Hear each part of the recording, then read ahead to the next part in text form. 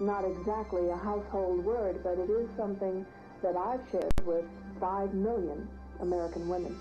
My friends would come over and look at me and say, "You look fine," but I didn't feel fine. I didn't think I could make it from the bathroom to the bedroom.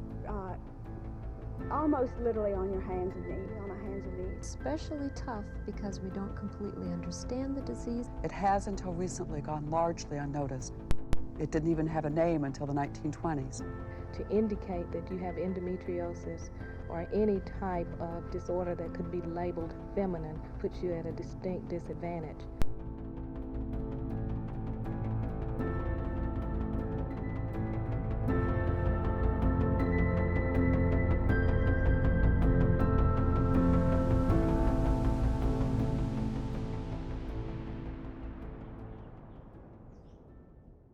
In order to understand what endometriosis is, it's a good idea to understand what the endometrium is. And the endometrium is the lining of the womb. And what happens each month is, under the influence of hormones, it builds up and it sheds, and it builds up and it sheds. And endometriosis is when there's bits of this lining in the womb in parts of the pelvis where it ought not to be. So they are also each month like building up and shedding, but there's nowhere for it to shed to. So as a result, what we end up with is localized inflammation in these areas and sometimes some scarring. And this can cause a lot of symptoms and quite severe pain. So I started my social initially just for my mental health, but then it grew when I started getting my endometriosis, like starting that journey and getting the help. I started sharing online my doctor's appointments and scans and stuff, and the response I got even from that first kind of story, Instagram story that I posted, was so overwhelming. It was like, wow, I have really painful periods and I don't know what to do. Like, can you keep documenting this? And I was like, oh yeah, definitely. Like, I can definitely share kind of what's going on. I'm an open book. I'm happy to do that. And since then, my social media just blew up. With me to have a sigmoidoscopy for endometriosis. Andre drove me to the hospital days because I'd just been so unwell, but there is some basic information with you, some questions, and you get given your gown to get changed into. Except they don't go as far into your intestines. The enema wasn't as bad as I thought it'd be. You basically just squirt this. So every day looks different when you've got endometriosis. Some days you wake up and you feel pain-free, and then it will impact you later on in the day.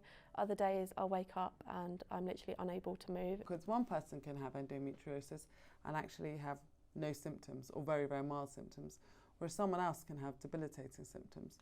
Someone could just have pain around their periods. Someone could have pain around their periods, around ovulation, pain during sex. Painkillers, heat pad, just having everything available to you at all times. Even when you're leaving the house, you need to be prepared for a flare to just start at any time, which is really difficult because you can't just live spontaneously. Even just going to the supermarket, I'm stressing, like, what if it's really busy, or what if I have to bend down and that triggers a flare? It impacts you from the things I have to eat. I have completely changed my diet to suit endometriosis. I've cut out dairy, I've cut out gluten, I've cut out alcohol. It impacts every single thing you do, every decision you make. And yeah, there needs to be more understanding of how much that can have a huge toll on you mentally and physically.